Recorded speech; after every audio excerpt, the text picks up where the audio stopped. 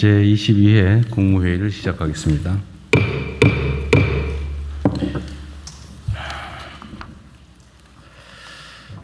대한민국 민주주의의 새벽을 연 5.18 민주화운동이 그제 46주년을 맞았습니다.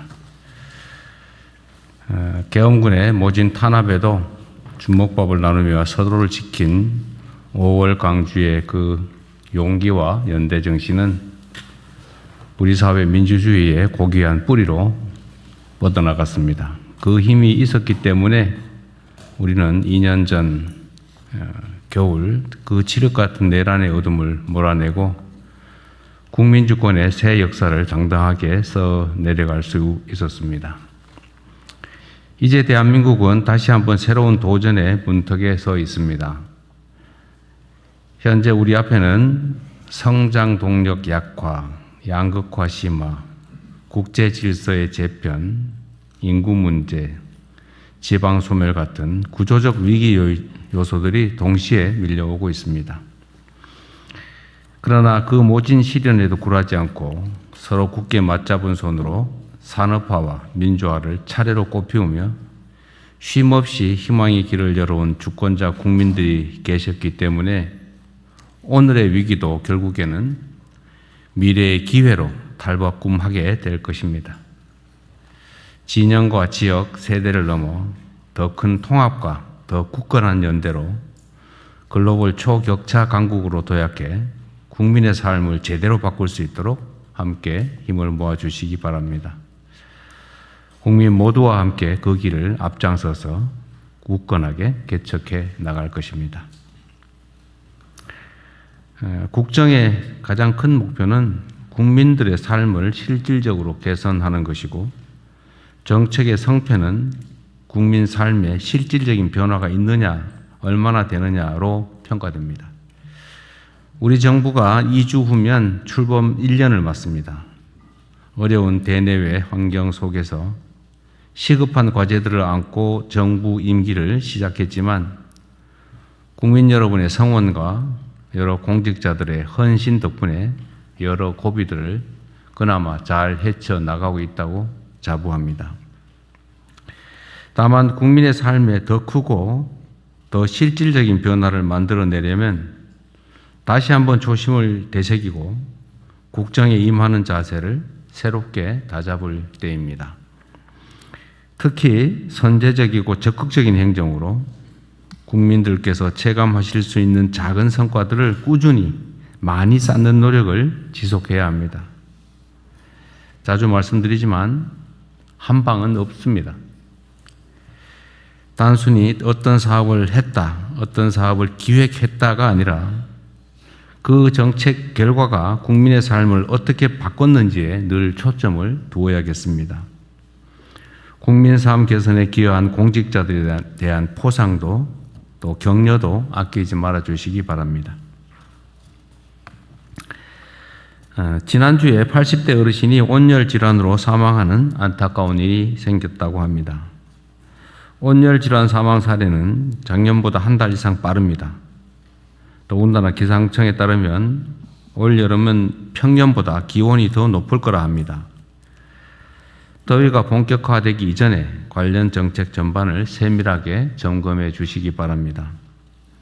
특히 쪽방촌 주민과 독거노인, 5개 노동자 같은 폭염 취약계층에 대한 현장 점검 그리고 지원 대책을 신속하게 또 강력하게 추진해 주기 바랍니다. 그리고 학교 급식 안전 문제를 비롯해서 빗물바지 관리 강화 등 여름철 수해 예방책도 면밀하게 살펴보시기 바랍니다. 자연재난 자체를 근원적으로 막을 수는 없지만 정부의 정성과 노력으로 그 피해는 얼마든지 줄일 수가 있습니다. 국민 생명과 관련된 것은 어느 무엇보다 우선해서 사전 예방에 총력을 기울여 주시기 바랍니다. 그리고 또 추가로 한 말씀을 더 드려야 되겠습니다. 사회 공동체가 제대로 잘 작동하기 위해서는 적정한 선을 잘 지켜야 합니다. 지켜야 할 선들은 여러 가지가 있겠죠. 도덕적 기준도 있겠고, 상식의 기준도 있겠고, 또 뭐 계약상, 규약상 기준도 있겠고, 법률이 정한 기준도 있을 것이고, 또 위반하면 처벌하는 형법이 정한 기준도 있을 것입니다. 그러나 그 중에서도 가장 중요한 것은 상식의 선이겠죠. 금도라고 하는 것도 있습니다. 넘지 말아야 할 선들을 보통 그렇게 얘기하죠. 꼭 법률이 그렇게 정하지는 않았지만 상식적으로 또 우리 국민 모두가 동의하는 적절한 정도, 선 이런 게 있는 것 같습니다. 상도이라고 표현되기도 하죠. 우리가 사회 공동체를 유지하려면 일정한 이런 선들을 정하게 되고 그 선 안에서는 아주 자유로운 표현이든 행동이든 허용되고 또 보장되어야 될 것입니다. 그런데 이 선을 넘는 행위들은 그 자체가 어떤 심각한 문제가 있다기보다는 그게 타인들에게 또 사회에 악영향을 미치기 때문에 그런 것입니다. 공연히 개인들의 또는 어떤 집단들의 불이익을 주기 위해서 그런 선들이 존재하는 게 아니죠.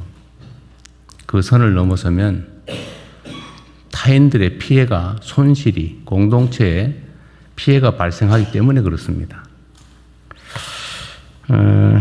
최근에 예를 들면 광주 5.18 문제에 대한 표현이나 또는 참혹한 피해자들에 대한 표현, 이런 것들이 어떻게 사람의 탈을 쓰고 그럴 수 있나?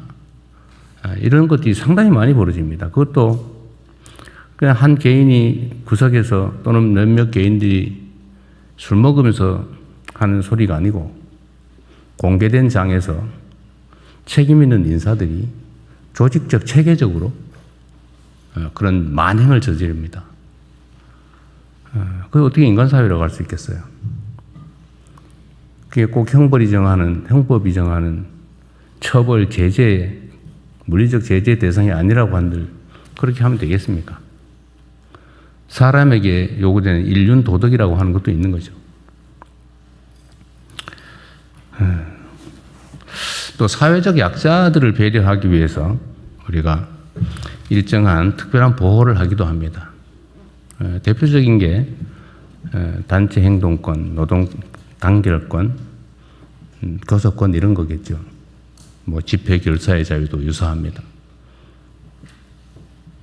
집회를 허용하는 이유는 예를 들면 자유로운 의사표현을 통해서 개인의 뭐 인격권도 보장하고 또 사회 전체의 자유로운 질서도 보장하는 거지만 그게 적정한 선을 넘어서 누군가에게 심각한 고통을 가하는 방식으로 악용되거나 남용되면 안 되는 거지 않습니까? 마찬가지로 노동 3권이라고 하는 것도 사회적 약자인 노동자들을 보호하기 위한 것이고 또 거기는 연대와 책임이라는 아주 중요한 원리가 작동을 합니다.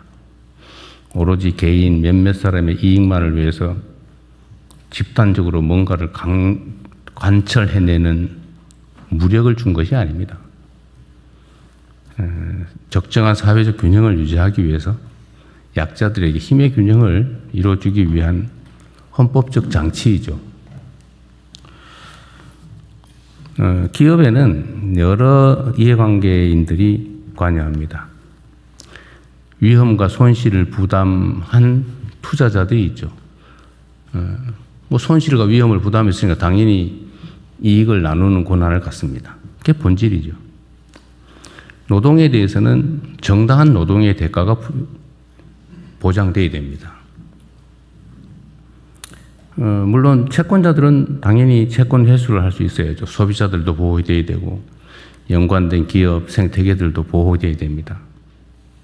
누군가가 일방적으로 선을 넘지 않을 뭐 의무라면 좀 그렇지만 선을 넘지 않아야 되는 거죠.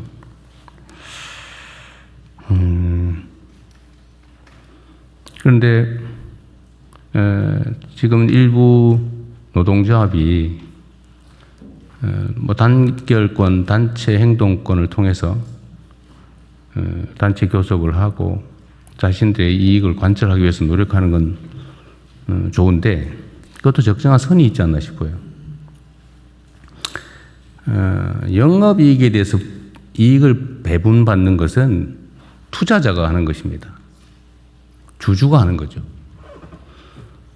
정부조차도 특정 기업들의 성장과 발전에 기여를 합니다. 뭐 세금을 깎아주기도 하고 시설 지원을 해주기도 하고 여러 가지 제도적 정비를 통해서 또는 외교적 노력을 통해서 지원하죠. 그런데 이 국민 공동의 몫이라고 할 수 있는 세금도 떼기 전에 영업이익을 일정 비율을 제도적으로 나눠 갖는다? 그건 투자자도 할 수 없는 일이죠. 투자자도 세금을 떼고 단기 순이익에서 배당을 받지 않습니까? 어쨌든 저로서는 약간 이해가 되지 않아요. 어쨌든 이런 문제들도 좀 우리 모두가 한번 고민을 해봐야 될 부분이 아닌가. 결국 이 모든 조정의 최종 책임은 정부에 있는 거죠. 이 사회 구성원들이 적정한 선을 잘 지키고 그 선 안에서 자유롭게 자신들의 권리와 표현을 할 수 있게 하는 것. 그러나 그 선을 넘을 때에 대해서는 사회 전체 공동체를 위해서 모두를 위해서 주어진 책임을 다해야 된다. 그게 정부의 큰 역할이 아닌가 그런 생각이 듭니다. 지금 사회 많은 영역에서 그런 현상들이 벌어지는 것 같아요. 상당히 극단화되는 것 같습니다. 중간이 잘 없어요. 선을 많이들 넘습니다. 이게 뭐 당장은 도움이 되거나 이익이 될지 몰라도 길게 보면 결코 그렇지 못할 것입니다. 그런 건 역사가 증명하죠. 우리가 자신들의 개인적 이익을 도모하는 것도 중요하지만 또 그 이면에 존재하는 연대와 책임 의식도 좀 되새겨볼 필요가 있지 않을까 그렇게 생각합니다. 언제나 권리에는 의무가 따르고 권한에는 책임이 따르고 그래서 세상 모든 일에는 전부 다 음양이 있는 거죠. 양지만큼 음지가 있고 산이 높으면 골짜기가 깊죠. 뭐든지 지나침은 모자람만 못하다. 네, 한번 생각해보자는 말씀을 드렸습니다. 네, 이상입니다. 이후 회의는 국무총리께서 진행해 주시겠습니다.